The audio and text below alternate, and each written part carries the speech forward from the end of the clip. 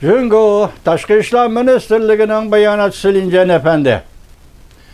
Chisla vatandaşa baliyet ötülübgen Chisla 2024 yıl 6. ayının 20. günü heptiki Peyşembe vatandaş. Cungo Tashqi ishlar ministrligining bayonotchisi Linjan Efendi. Sizden sözünüzü körüp öttük. Birinci cümle. Dalai Lama özünün siyasi teşebbüsüden vazgeçiş gerek. Eğer Dalai Lama özünün siyasi teşebbüsüden sizin karışınızca vazgeçse, onda da Dalai Lama Tibet Cungo'nun bir kısmı deyiş gerek mi?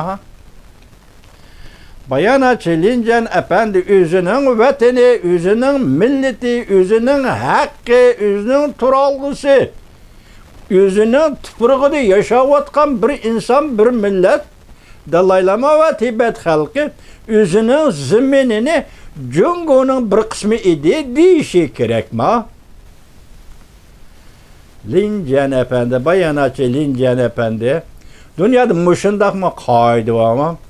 Sizin hazırki talepleriniz insaniyetin marifet yaki medeniyetlik bir dünyada yaşayotgan insanların kütke yerden çıkıp gitti. Yani adamlar ara bulup durduğun söz sohbetlerden kütke yerden çıkıp gitti. Bu bir zoravallık. Bayonotçu Linjan Efendi senin zeminin, senin tuprağın, senin vatanın. Senin işgalliğini bilip durma. Lakin sen Dalai Lama ornudan durup siyasi teşebbüsünden vazgeçip Tibet Cungo'nun bir kısmı idi deyişin gerek. Bunu kim kabul kıldı Dalai Lama mı? 63 yıl mı Dalai Lama bunu kabul kılmayımız idi. Linjan Efendi bayonotçu bugün günde sizin vazifeniz. Ben şunda oylayman qarab turun. Kanunlayı makullandı Amerika Qo'shma Shtatlar Davlat Majlisi Tibetlerinin meselesini hal qilish to'g'risida kanunlayı 6. ayının 12. günü şu günden başlap sizden qiladigan işiniz Cungo Xalq Vakillar Qurultayının daimi komiteti Birleşken Devletler Teşkilatı'nın fuqarolar siyasi hukuk ve fuqarolar huquq xalqaro ahdnamasini tasdiqlash Birleşken Devletler Teşkilatı'nın iqtisod Cemiyet, medeniyet terakkiyat hukuk xalqaro ahdnamasini tasdiqlash. Mana bu sizning birden bir vazifeniz. Sizning burchingiz. Cungo Xalq Vakillar Qurultayining vazifasi va burchidir. Sizlar bugun mushni qilasizlar. Bayonotçu Linjan Efendi biz bosh tarafdagi e'tibor qaraydigan so'zlaydigan so'zlarni qo'yib turaylik. Hozir o'zimizning turmushi va so'z odatimizga Leksiya sözleş adetimizge maslashgan mushu talabni Birleşken Devletler Teşkilatı'nın iki parçası kanunni endi tasdiqlab derhal e'lon qiladigan vaqtına keldi. Bayonotçu Linjan Efendi. Cungo Kompartiyasi Xalq Vakillar Qurultayi ve bunun daimi komiteti efendiler, kanunshunos efendiler, sizlarning vazifanglar yetib keldi. Sizlarning majburiyatinglar yetib keldi. Boshda aytdim.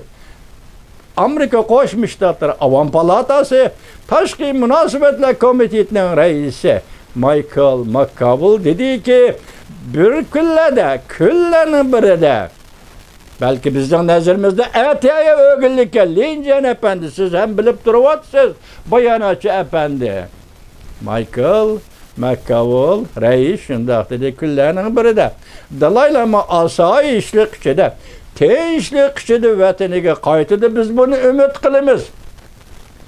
Linjan Efendi gördünüzmü Amerikada siyasi yollar yana mundaq gap qiladi.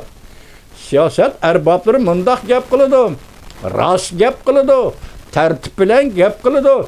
Bu gapni tunigan qilmaydi, bugun qiladi. Vaqt yetdi. Yani Qatarda nima bo'ldi gap? Choyshanba kuni Sabiq Amerika Qo'shma Shtatlari Sabiq parlament boshlig'i Nancy Pelosi xonim nima dedi?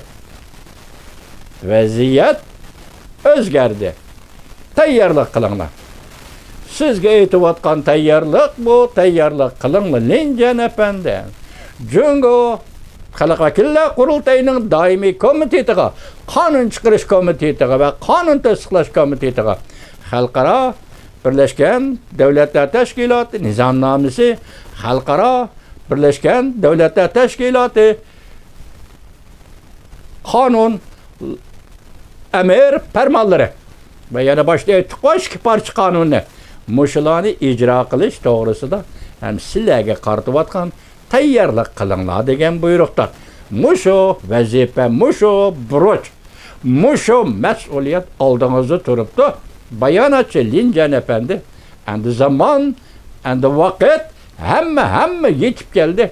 Keçiktirişke bombaydı. Bir minut keçiktirişke bombaydı bir gün. Mana muşundaq buludu. Dalai Lama Washington'a kelivatıdı. Amerika Qo'shma Shtatlariga kelivatıdı.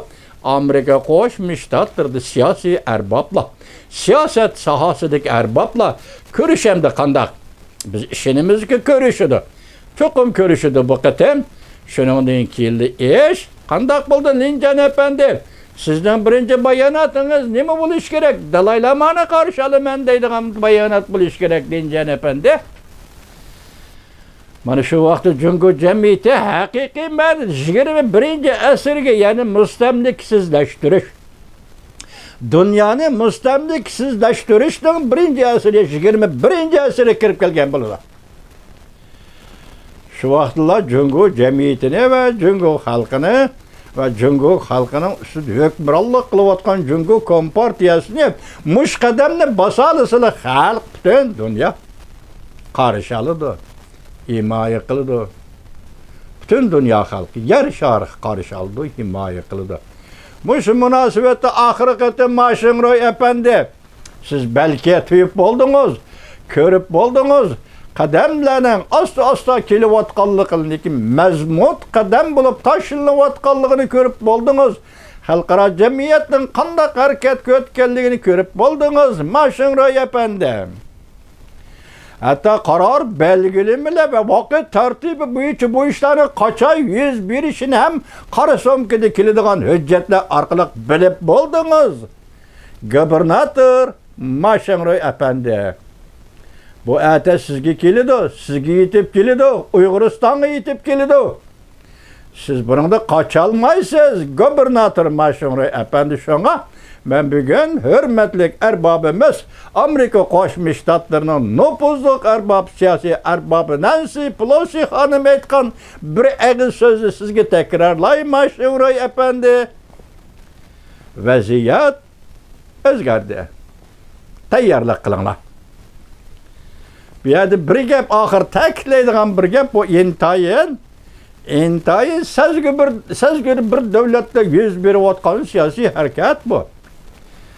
Bu Avrupa devletlerine o'xshamaydi, say yaxshi, may yaxshi debla qo'lni berilib o'rinda salomlashib qo'yib ketadigan Avrupa devletleri emas. Bu Osiyodagi Jungo degan. Intayin sezgir devlet, mushundaq sezgir devletni yüz berayotgan mushu sezgir ishlar oldida men her bir Jungoluqqa, Junanxayga bir shaxs bo'lish sifatim bilan bir Uyg'ur, Xitoyning mustamlikasi, Uyg'uristonning bir grejdani bo'lish sifatim bilan shuni aytib qo'yayki, Amerika Qo'shma Shtatlarining tashqi siyosatining mohiyati har qanday zo'ravonlik qarshi her qanday zo'ravonlik qarshi turish, hukumat tarafdan keladigan zo'ravonlik ve puhraviy şekilde puhralar tarafından keladigan zo'ravonlik, her qanday zo'ravonlik qarshi turish masalani tinch yo'l bilan hal qilish. Bugun Michael McConnell rais ta'kidladi, tinch yo'l bilan hal qilish. Dalai Lama'nın ve onun xalqining asoyish ve tinchlik ichida Tibetga qaytishini umid qilamiz, tinch yo'l bilan hal qilish. Bu Jungo uchun intayin sharafli ish bo'ladi. Masalani tinch yo'l bilan hal qilish Jungo uchun sharafli ish bo'ladi. Jungoning an'anasida tashqi Mongoliya masalasi shundaq bir taraf qilgan ish bor. Jungoning sekretari Xuyabang shundaq degan olti moddalik siyosat bor. Mushularni nazarda tutganda Reis Xi Jinping o'zi o'rinlashtirib, o'zi rahbarlik qilib, bu ishni boshqa elib chiqdi. Biz buningga ishonamiz.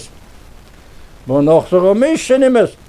Shunga Bayana Çelincan Efendi. Şundaqlı ben bu söz ne esem maşınrığı sözde vatatdım. Maşınrı. Siz mi kulak söyleyin, kulak verin ki azer. Vaziyet özgerdi. Tayyarlık kılınla. Michael McCowell, Avam Palata Taşqi Münasibetler Komitetinin reisinin bir cümle sözünü yana bir tekrarlay. Biz, yani Amerika, Dalaylamanın halkının yakı pıralarının asayişlik içinde, tinçlik içinde, Tibet'e qaytışını ümit qilimiz. Küllerinin biri de. Men oylayman bu gün belki ete. Belki ölgünlükке. İş mi şundak? Bayanatçı Lincan Efendi. İş mi şundak? Maşınrı Efendi. Siz hazır kolunuzga açkışlarını elip cezalarının kulüplerini açıdığı vakit. Siz açkışlı kolunuzga elip türmelerinin ışıklarını açıdığı vakit. Umumi keçirim, ya ki sizde keçirim yok. Lekin muşu siyaset aldı da Amerika Qo'shma Shtatlarining Tibet to'g'risida belgilagan siyaset aldı da siz Mashinro Efendi ham bu ishni shunday qilishga majbursiz.